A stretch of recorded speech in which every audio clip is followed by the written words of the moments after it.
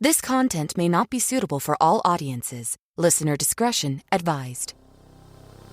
And this incredibly tall, skinny, and shadowy man crouches into the room.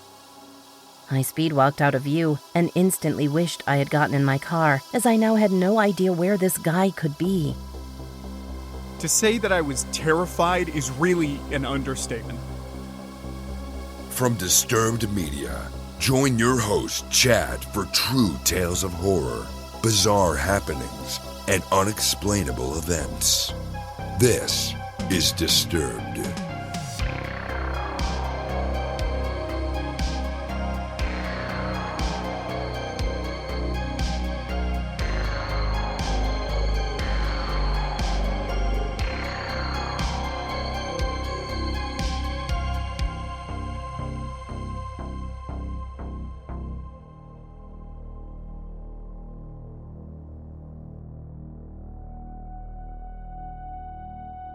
Welcome back in, everyone, and thanks for joining me. This week, I'm bringing you 4 true horrifying tales that will horrify and terrify. So sit back and listen close as we dive into the horror. We open the show with a listener submission from Angel, featuring voice work by Sarah Thomas, and we're visited by our old friend, the Hat Man.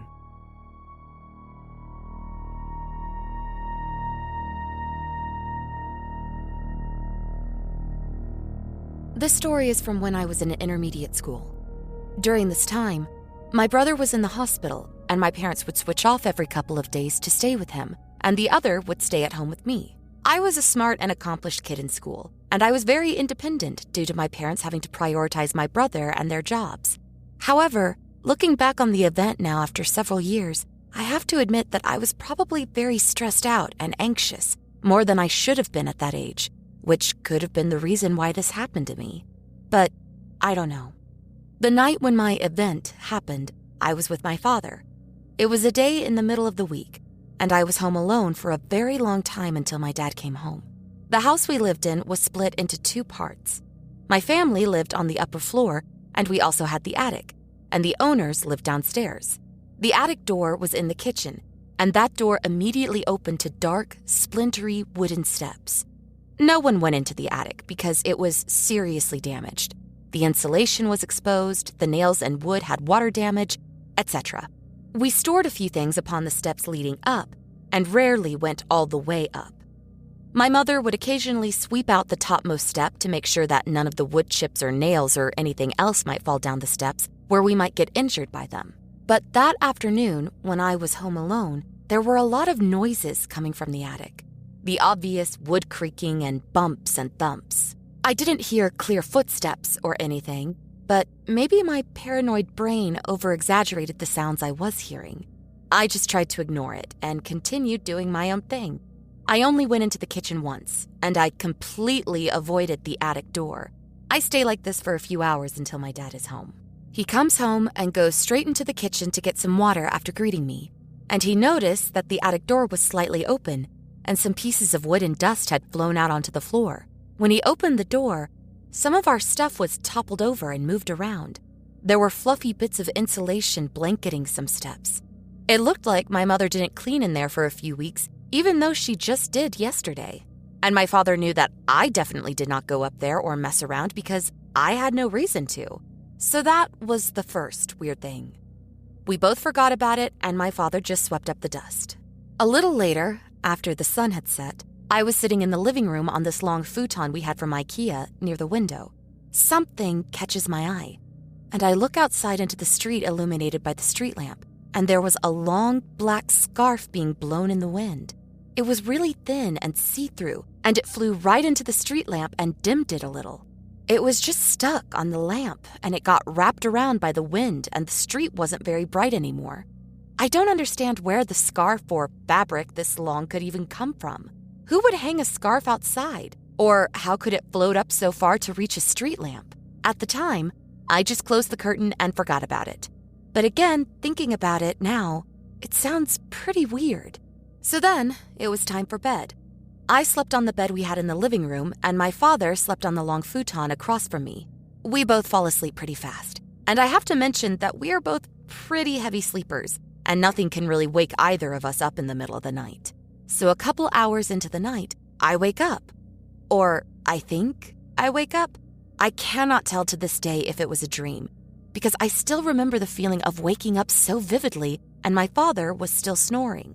But there are other factors that also make me think that I was dreaming.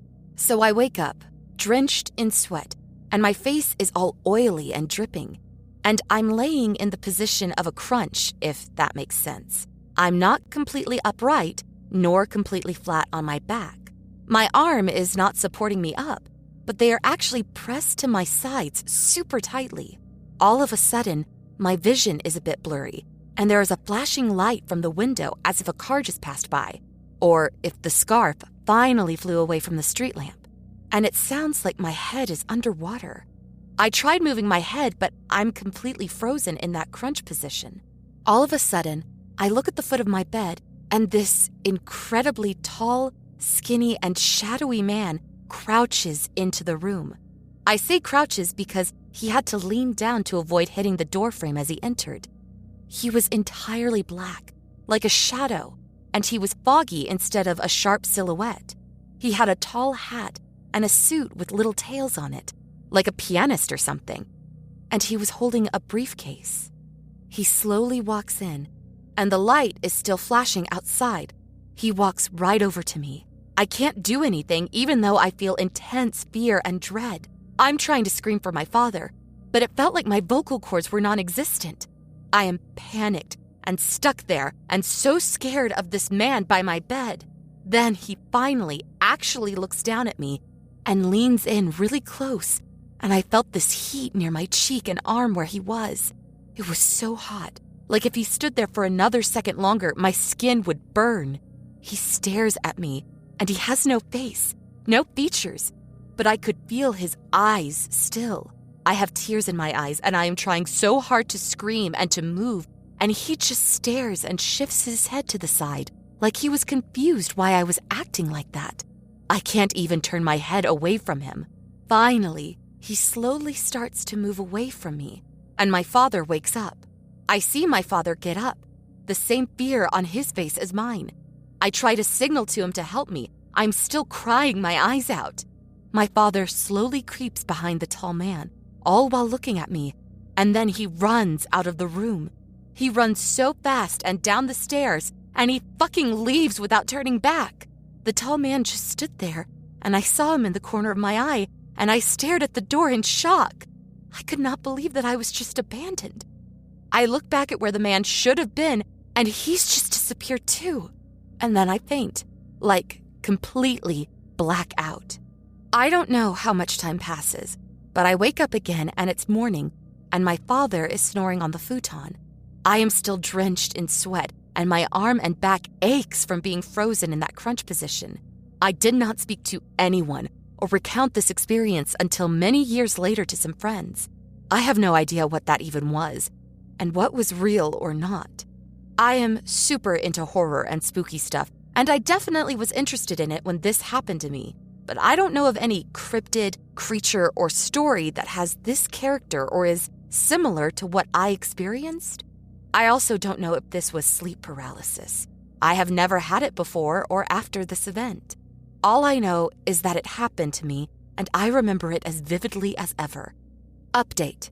I just wanted to say that a couple hours after that submission, I listened to the Hat Man episode, and I was so freaked out.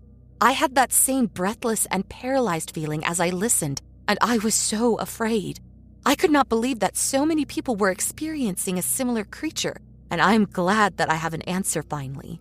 But last night was awful, and I was so scared that I was going to see him again. I did eventually fall asleep, but it took hours. I am still feeling a bit paranoid in the morning. I just want to say that I am super grateful, and maybe someone else has had an experience that is more similar to mine than the story from the Hat Man episode. Thank you, and be safe out there.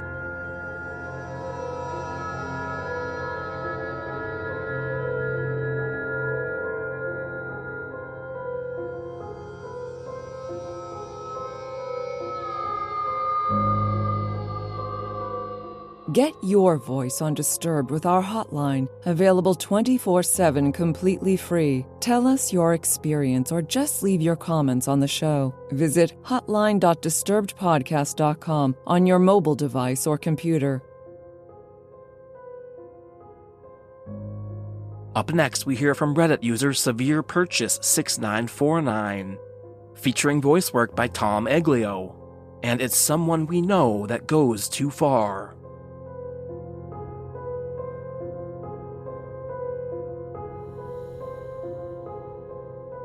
When I was 7 years old, my mom and father got a divorce. This event prompted her to move and follow her career in a different small town which would pay better, as she was a single parent now. On our long 12-hour drive to the new location, we stopped on the way in this little town which was very hippie. Sort of had lots of art, little shops, etc. My mom said we were here to meet up with her friend Paulette. I guess they went way back in her college days and recently got in touch after a decade. We end up going to this East Indian restaurant where we would meet for dinner. This slender, somewhat fragile woman walks in. She was very tall, well over 6 feet. Big, frizzy, curly brown hair with blonde streaks in it. She was Caucasian, wearing a colorful shawl with feather earrings, with very pale blue eyes. She looked like a mosaic tapestry or something. She walks over to the table and gives my mom a greeting and a big hug. Makes her way over to my older brother and shakes his hand after coming around to my side of the table. I lend my hand out to her and she just stood there expressionless with her mouth partly open with a blank gaze just staring at me. It briefly made me uncomfortable and then a flick of a switch, this spark ignites in her face. She makes this huge Cheshire cat smile, kneels over and hugs me tightly. She goes back to sit with my mom and they catch up over the years while we eat dinner. My mom gets the bill and says to her in the parking lot, "You can just follow us," to Paulette. We get in the car and my mom explains to us Paulette is actually coming over to live with us for a while. She followed us for the next several hours. We get to the new place and unpack our necessity items as we had a moving truck hired with the rest of our stuff arriving in the morning. There was a bunk bed already set up at this place for me and my brother. It was fairly late into the night, roughly 11 p.m. when we arrived. Me and my brother set up our sleeping bags. I take the top bunk. My mom says goodnight. I fell asleep pretty quickly. I wake up around 1:30 a.m. I guess the patio deck light got turned on, which was right beside our room. I gazed out through the blinders and I see the back of Paulette's curly hair. She was sitting on the deck cross-legged smoking a cigarette. I didn't think much of it and lay back down until I noticed the light from the window gets partly blocked out. I look behind me and with my head still on the pillow, I see the unmistakable outline of Paulette's shadow facing my window. She was there for a few minutes. I didn't want to lean up. I just pretended to sleep.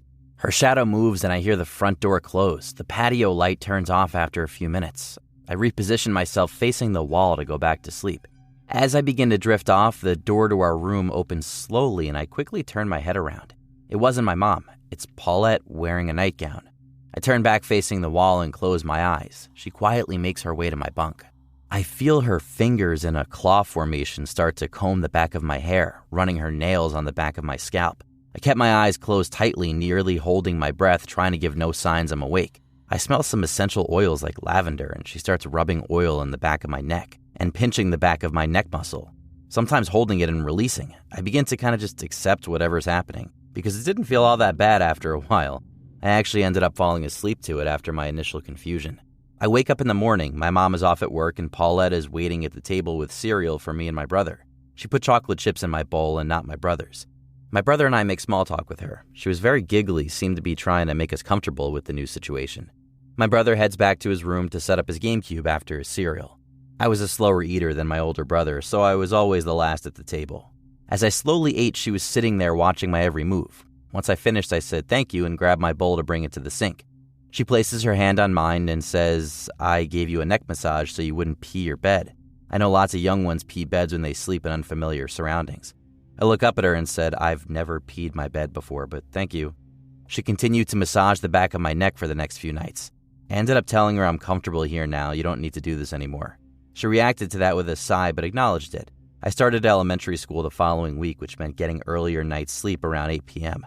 Her and my mom would stay up much later than me and my brother and drink wine. I always waited for them to go to bed before I used the washroom at night or to go pee, because my mom would kind of scold me for being up late on weeknights. Once things got quiet around 11 in the house, I'd sneak out and tippy-toe to go use the washroom. This was my ritual for the next few weeks, until Paulette started doing the exact same thing at the same time, every time. Every night when I needed the washroom, it just so happened Paulette needed it too, and she would blaze down the hallway across from my room where I'd open the door. I'd just go back in my room and wait for her. It started happening so frequently I would just go outside to pee from the back mudroom door. It started to piss me off, no pun intended. I'd open my door as quietly as I could and then sprint to the washroom. This seemed effective for a while. One night I'd get up slightly later than usual, around 12. I was a little more careless with noise because I was half asleep/groggy. I opened the door and Paulette's door just slams open instantly. She barges out in the dimly moonlit hallway completely naked and just starts quickly walking down the hallway. I was already so far down the hallway I couldn't turn back to my room. I jumped behind my mom's jade plant and squished my knees to my chest and tucked my head down. She whizzes straight by me so fast I felt wind push my hair. She stays in the washroom for almost an hour with the door open to crack, lights off in silence. I stayed there beside the washroom, tucked in the corner behind the plant pot, not making a sound. I hear the washroom door open completely and she starts pacing up and down the hallway. I kept small and insignificant behind the plant until she goes back in her room. I brushed this off as a complete accident. It was just unfortunate timing. But no, every night going forward, she would literally sprint down the hallway naked. If I'd make a single noise, creak the floorboard, open my door, etc. About 2 months into this, me and my brother were sword fighting with tree branches outside. He ends up clipping my forehead, causing it to bleed pretty bad. Paulette sees this happen. She walks up to my brother, what I thought would be to scold him, but no. She stomp kicks him in the head with her boot, causing him to fall on his back. He gets up off the ground crying and runs into the house. She grabs me and starts cradling me, rocking back and forward. She's shaking so much that she was vibrating, repeatedly asking, "Are you hurt?" in a shaky voice. Anyway, my mom finds out through my brother what happened and decides she had to leave. Her final days, she made a point to see me one-on-one in the driveway before entering her car. She knelt down and said, "I hope I can see you in a different life. You remind me so much of my husband." "Goodbye," my name, and starts bawling her eyes out, hugging me. I asked my mom who her husband was. I guess he was a Marine that died in Afghanistan a few months prior to her moving in with us. Mom said she would frequently say how much I reminded her of him on a daily basis. My mom hasn't spoken to her since. I've never told my mom about the massages or anything to this day, as she was already exiled and I felt it would just cause more drama.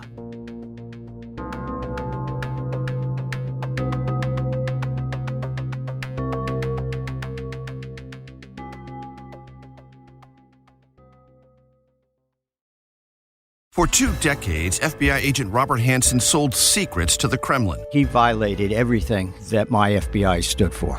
People died because of him. Hansen was the most damaging spy in FBI history, and his betrayals didn't end there. Do I hate him? No, I don't hate anyone. But his motive, I would love to know what his true motive so I can get that out of me. How did he do it? Why? Listen to Agent of Betrayal, The Double Life of Robert Hansen wherever you get your podcasts. You're listening to Disturbed. Now, back to the horror.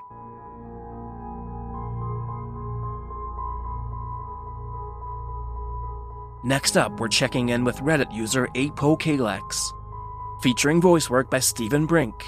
And there's something unsettling at the door.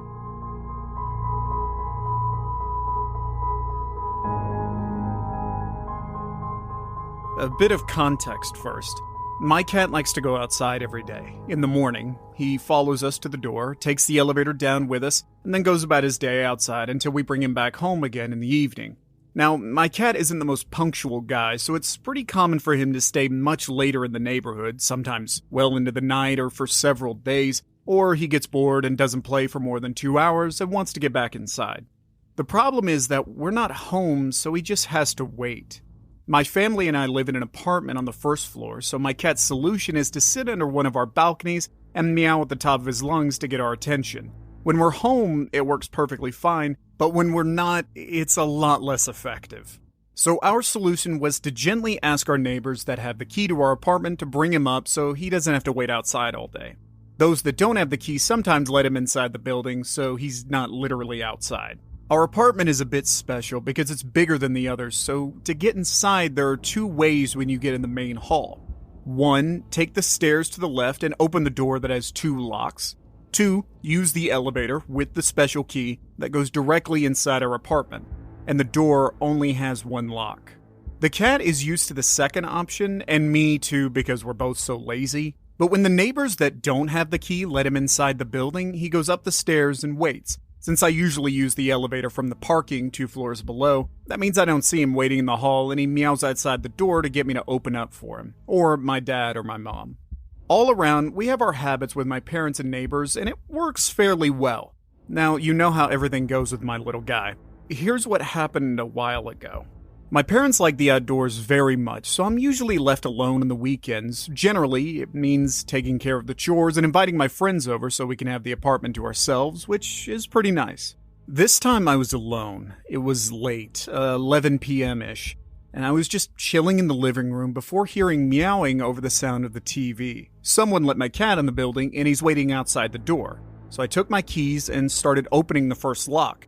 I don't know about other pet owners, but I know my cat's meows by heart. It's kind of a rising meow that's very high-pitched and very cute.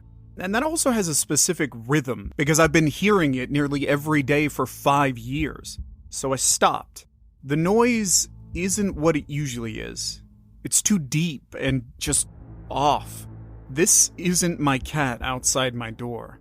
And he's the only cat around that knows he has to wait by the door and scream to be let inside. By that point, I had stopped halfway through opening the door and waited to hear him again and notice scratching. My cat never scratches the door. At that point, I'm super weirded out by the situation, but the meowing is getting super loud, and I didn't want the neighbors to be woken up, so I continued with my key, but suddenly I heard another noise that freaked me out. A cough. For the record, I'm not a very cautious person, and in my whole 21 years of living in this apartment, I must have looked in the peephole a total of maybe 5 times, but a small part of my brain told me to do it, and thank God I did. So, I let go of my keys and put my eyes against the door and saw it. A man standing there, fucking meowing, in my front door. To say that I was terrified is really an understatement, but my heart stopped.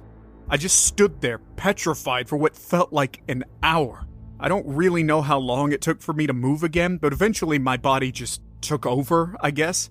I did what you'd expect. Ran for my phone, stood in the corner, and called the police. By the time they came, there was nobody in front of the door.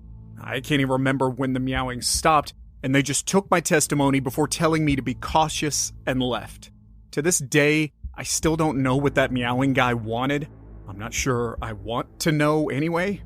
I also don't know how he got inside the building and how he knew that I would open the door if he imitated my cat in front of it. At least I'll be more careful from now on. And my cat eventually came back since then. He's sleeping in my bed as I'm writing this.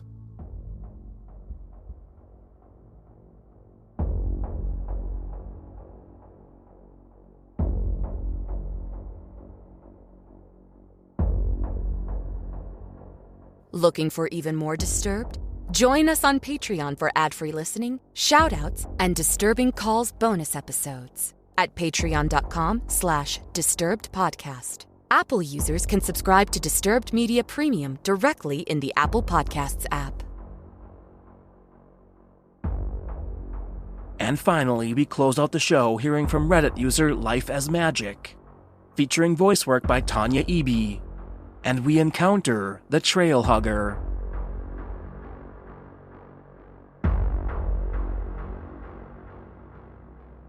I've only told one person this, and after reading the stories on this sub, I didn't think mine was creepy enough.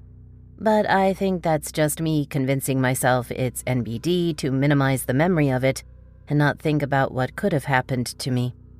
During the height of COVID, I, 20s female, decided to get some fresh air after work and go for a walk at a nearby trail that parallels a side road and a highway. The parking lot for this section of the trail is very small, with only 3 parking spots in the lot. When I pulled in, there was a black Suburban already there in the middle spot. So I parked to the right of it and stayed in my car texting, browsing Reddit, essentially procrastinating my walk. After a few minutes, a man in his mid-30s gets out of the black Suburban and opens the hood of his car and makes multiple trips back and forth from the hood to his trunk, seemingly looking for something. Each time he passes between our cars, and I can feel him looking inside at me as he passes my window. I become uneasy with the man, so resolved to not get out until he's gone. About 15 minutes pass of him continuing to look in the hood of his car, walking to his trunk, and passing between our cars while trying to catch my attention. I avoid eye contact throughout. Now, I was going through something in my life at the time that in this moment put me in the mindset of, I'm not going to let my discomfort with this man get in the way of me living my life, while simultaneously convincing myself that I'm probably overthinking, overanalyzing, and assuming the worst when this guy is probably just a normal guy. After my internal debate is over, I resolve to get out of my car and go for my walk. Immediately after I get out, I ask him if he's having trouble with his car. He says no. My logic in talking to him is to feel him out, to decide whether it's safe to embark on a solo walk with this guy who would see exactly where I went. Mistake number 1. His car had some sort of government tags, which made me more at ease, and I asked about the tags, to which he gave a long-winded explanation I don't remember. He then said, "Can I have a hug?" And I know this was so stupid of me, but I was so isolated feeling during COVID that I figured he felt the same, and that we somehow recognized that. I was so desperate for human contact, and I said, sure. Very, very stupid of me, I know. Mistake number 2. It's October, so we're both wearing coats. Mine was long and went down to my calves, but was unzipped. When we hugged, his hands/arms went inside my jacket around my waist instead of hugging me outside my coat. Once his hands were in, he quickly proceeded to feel my body down from my waist and to my butt. I immediately pulled away and said, "That was weird. I'm going on my walk now." I was panicked but didn't want to do anything that would make him act with urgency and escalate the situation. He was upset when I pulled away from our SA hug and asked if I wanted to hang out later. Ew. And he suggested we add each other on Snapchat. Again, I didn't want to upset him, so I let him request to add me. Mistake number 3. After that, I immediately said, "Okay, I'm going for my walk now, bye." I should have gotten in my car and noped out of there. Mistake number 4. I speed-walked out of view and instantly wished I had gotten in my car, as I now had no idea where this guy could be. My skin starts to crawl, and I felt very much in danger out there in the woods. I sprinted through some dense bushes and crouched down so I was out of view. My heart was racing. About 30 seconds later, he came running along the trail, frantically trying to catch up to me. I stayed off the trail and ran through the woods to some thick bushes by the parking lot, and stayed there a while to make sure the coast was clear back to my car. Not long after, the man returns to his car, gets in, and turns on the engine and drives down the side road that parallels the trail.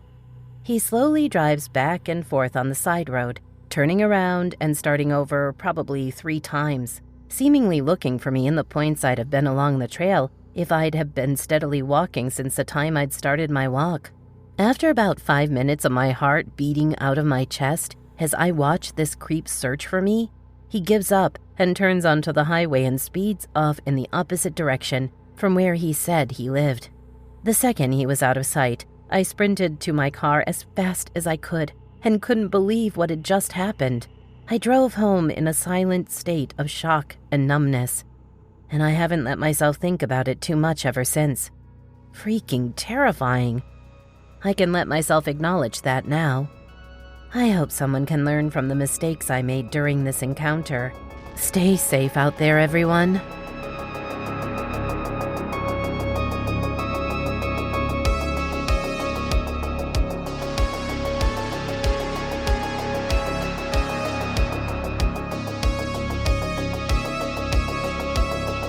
Follow our social channels on Facebook and Instagram at Disturbed Podcast and on Twitter at Disturbed_pod.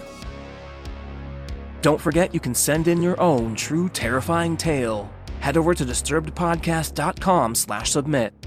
If you'd like to support the show and gain access to bonus episodes, ad-free content, and early releases, visit patreon.com/disturbedpodcast. And a big time thanks to all of our newest supporters: Jules, Monica Addy, PP Poo Poo Man, Rye, Kara Arantz, Mary Simpson, Andree, Sarah McCormack, Guadalupe Hernandez, KV Cosmos K, Sadie Connor, Sierra Parton, Esme, and Jace the Ace. Thanks to all of you for your support. Music by Carl Casey at whitebataudio.co.ag. Thanks for listening. We'll be back next week Thursday with a brand new episode. And don't forget to stay safe out there, y'all.